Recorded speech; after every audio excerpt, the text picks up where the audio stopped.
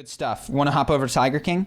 Sure, yeah. I have not watched the show. This is perfect. Your brother gave me a pretty detailed summary of the show, but I've never seen it, so let's hop in. So, I watched Tiger King in 2 sittings. It's 6-7 hours of content. So, I mean, there's 2 long movies that I watched. It's only 7 hours, start to finish. 7 50, 45-minute episodes, so maybe a little bit less. Yeah. That's, you know what's funny? I just did a video on Vikings, so that's nothing to me. I watched 40 hours of television in 4 days to make that video.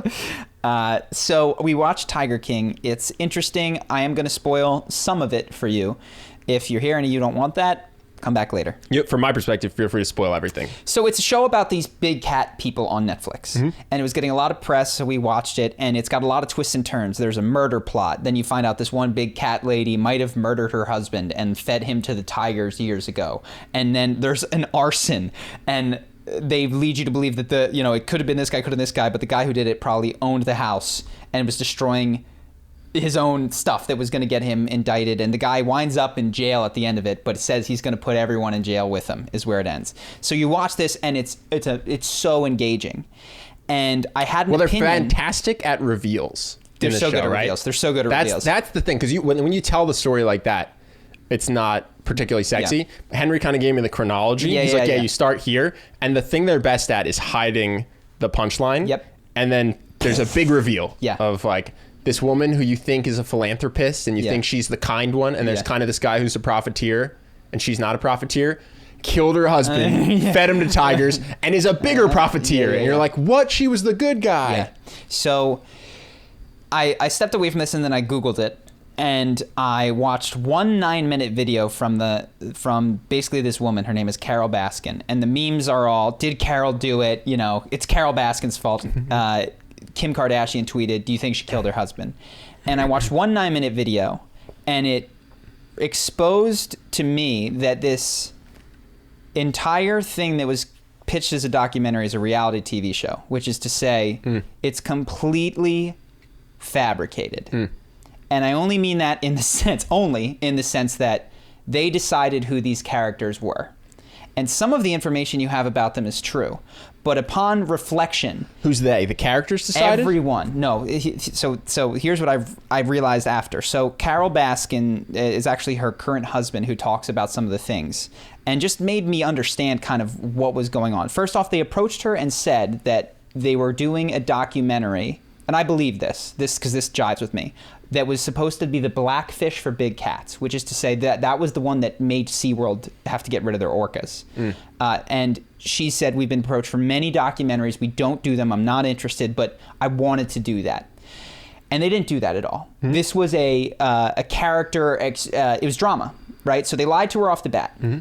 She said, we have open access for 3 days, and the way in which they portrayed me was highly unfair. And I already saw, because I'm aware of editing aspects, they would play these shrill violins over her and put her in slow motion smiling while somebody talked about the murder. Like, you know what I mean? Like, the ability for an editor to control a narrative is absolutely insane. It's That's actually interesting. So as a viewer, walk me through this. They're talking about her husband's death. Oh, and he's going... And what they show is her smirking. In a slow motion walk. And they play violence. Which is nefarious, yes. Interesting. Okay, then they talk about, one of the rumors is that, and one of the things, she has this habit of laughing after she says things. But they always linger on it for exactly the amount of time that would it take for it to be awkward before she starts her next sentence. Which is like, if you let her start her next sentence, this is a normal conversation. If you cut the laugh, it's not a nefarious statement. But if you have her laugh and pause right there, it's the weirdest, creepiest thing you can make someone look like. So you're able to make her look creepy. You're able to do this. And then one of the big things that she really pointed out was, she said, the meat grinder thing. She's like, this was the most ridiculous piece. They said that we had to grind him up, because there would have been bones if we fed him to tigers, and feed him to the tigers. And we had a meat grinder in our house. It was a hand crank on the ledge of my kitchen counter. This has been established over and over again. And what they showed, I remember it, was an industrial grade meat grinder spitting out ground beef. And the B-roll that they used over her was insane. Was dishonest. Was completely dishonest at points. And it's like, well, why would someone pick that? Right? Why be that flagrantly dishonest? And well, then How big is the one that she actually has? like this. It's for you to make a hamburger patty. She said, and she does say it, you couldn't fit someone's hand in this meat grinder. You have to grind it. It's an at-home meat grinder for families that are making 5 cheeseburgers. You know what I mean? It's like, and so there's a lot of stuff like that. I noticed the editing while I was watching it. So, but basically, at a high level, what you're saying is, when you're watching, which this is impossible for anyone to do, when you're watching, what you'd want to do is register what's B-roll from A-roll. So they're talking about a meat grinder and they're showing you a video. Yeah. It does not have to be her meat grinder. You can't do that. And how about this? How about what she said? Now, I don't know if she said these things. They told her, by the way, why don't they show their own lines? They said the only reason that they had to speak about her husband was just to address it. And it was 1/7, and it was referenced over and over again. They did not do anything to save big cats. At the end, there was a thing that said 5,000 cats. It was not about cats. It was about people. It was about the Tiger King. They told him that this guy, the Tiger King, would not be a major part. He was just a character. It's his title, you know? Yeah. And I do believe these statements because to me, that makes sense. Why would someone who has no financial motive be involved in this? Can I cut in? Sure. One lesson for everyone, because we have learned this in business. If it's not in writing, it didn't get said. Yes. And I've seen we have narrowly escaped getting totally screwed because we do adhere to this rule decently well. So many people will say something, promise you something, and then give you a contract that does not have it in. And when you bring it to their attention, you say, this isn't in the contract. They go, yeah, but don't worry about that. And so my advice to anyone ever, if you're being promised anything, unless, friendships, whatever, but in business, seriously, in business, if it's not in the contract, it didn't get said. It doesn't exist. Another thing, and I've learned this, if someone's pointing a camera at you and you don't know them and trust them deeply, they're trying to take advantage of you. That's 100%. Out in the streets in LA, hey, can I ask you a question? You want to answer a question. I've done this before. It's a prank channel. It's always a prank channel. Yeah. The camera is not there so that they can do something kind. The camera is there so that they can exploit or take advantage of you. Even a news station stopped me while I was walking my dog during the corona 2 weeks ago, Cut you up, make you look like an idiot. I was like, no way, absolutely not. Who knows what the story is? All you have to do is edit what it says underneath. Yep. Like, I could say the exact same words unedited while it says, like, reckless dog walker ignores now this was pre-law, but I was like, no, I don't want to be on your show or for it could no be upside. Shown now. They could air it today. Exactly, because it was 2 weeks ago. Why not? They have no obligation. So that was a huge thing. And then the third lesson is, in all of these situations, follow the money. So let's look back at what happened. There was this Making a Murderer, which made Netflix a ton of money. There was Serial.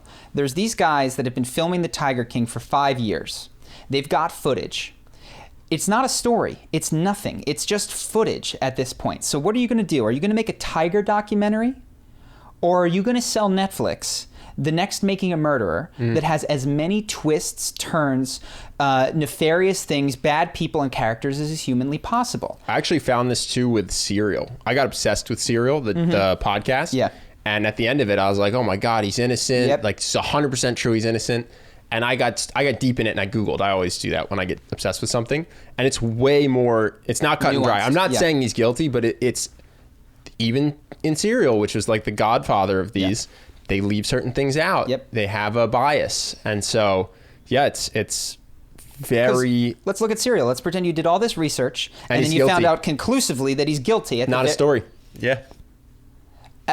That's not, you know what I mean? And what do you do? Maybe wait till episode 12 to reveal. But no, it's the mystery is what drives this thing, and the evidence pointing to the other person is what makes that mystery. And no work. one recommends it to their friend. Even if you go through it and you're like, oh, that was good, and at the end he's guilty, you're like, oh, that was a cool story. They could have just told But you me. don't talk about you don't talk to it. You're not going, oh my God, guys, you will never believe this story. Yes.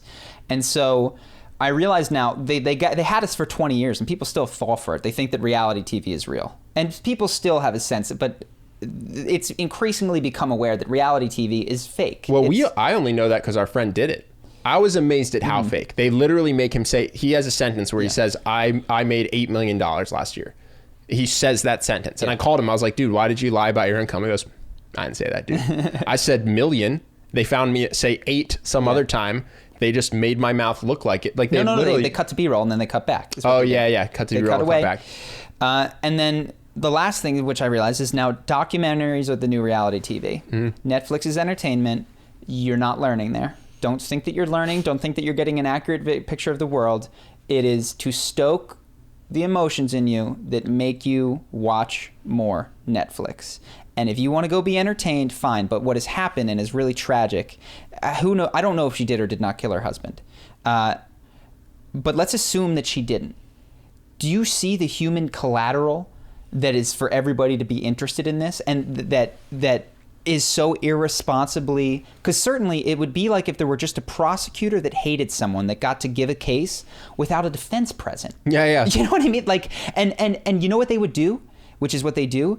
They give her the most weak moments of defending herself as possible, because there's a moment where the husband had taken out a restraining order for her. Why would he do that? Well, she has an answer for that. They use this one woman, and who knows if it's true, but she has an answer, which throws it all in doubt. They use the woman closest to him, they say his assistant. Well, according to her, she embezzled $600,000 6 months earlier, which again just casts doubt on everything that she says. And it may or may not be true, but she did not get a fair chance at all to defend herself, and didn't even know that she was being attacked. And it's going to keep happening because this thing was a massive financial success. And what did they have to do? Ruin one woman's reputation. And and maybe some of the other people in there too. And it make you realize they're all portrayed as these characters. There's this guy, Doc Antle. Don't know if he's a good guy or a bad guy. But one of the first things they showed of him, and I was like, why are you showing me this? Is he meets him out front. He says, why don't we get a shot of me? When you guys come in, I'll say hello. How are you? And then they cut to them walking down. They're like, oh, this guy knows how to direct better than I do. They never speak the whole time. It's the only word. Like, there's 3 times when you see the director speak. And then he opens the door and he comes in and goes, hey, how are you? And without meeting him, you go, this guy's fake. You know this guy's fake. You know he's fraudulent. As opposed to, here's a dude who was kind, normal, and says, you know what's a good idea? I've done this kind of stuff before. Let's have that opening shot. Because he's been on TV his whole life. But you immediately get the sense that he's fraudulent. And the power that they have to... Yeah, I was going to say, the lesson, though, isn't... Because someone listening, because like, oh, just don't say that. Just be yourself. Like, no, don't believe anything. Don't believe anyone. Don't trust the camera guy. Don't believe the camera guy. Don't trust anyone who puts a camera in your face. Don't trust anything you watch on Netflix. Yeah. Like, don't trust any documentaries. Well, this is why... It's a shame. Cowspiracy was the same made up shit. Yeah. And I like veganism, but it was a fake documentary with BS facts and a false narrative of some guy discovering veganism when he'd truly been an activist for years. Yeah. So in any event, it's unfortunate. Documentaries are fake. Totally. Yeah, it's crazy. We now live in this horrible dystopia. The news is fake and documentaries are fake. Yeah. I suppose it always has been, though. So yeah, so that was my Tiger King. And that was basically all that I had. Poor Carol Baskin. Who knows if she did it, but she did not get a chance to defend herself. So yeah, that's fascinating. That was what I wanted to tell you yesterday. I was on the tip of my tongue.